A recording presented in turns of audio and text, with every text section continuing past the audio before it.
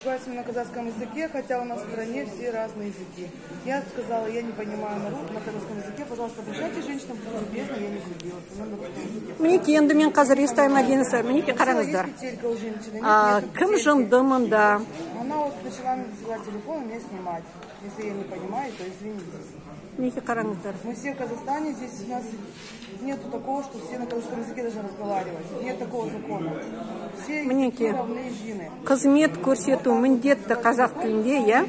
Енді қараңыздар, кім мұнда жынды? Мен жындымын ба? Естай мәдениет сарайының директоры жынды ма? Әлде Байханов жынды ма? Қараңыздар.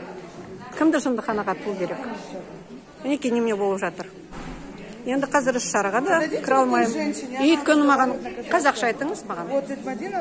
Сіз маған қазақша айтыңыз соны. Сіз маған соны қазақша айтыңызшы. Вам не стыдно, женщина?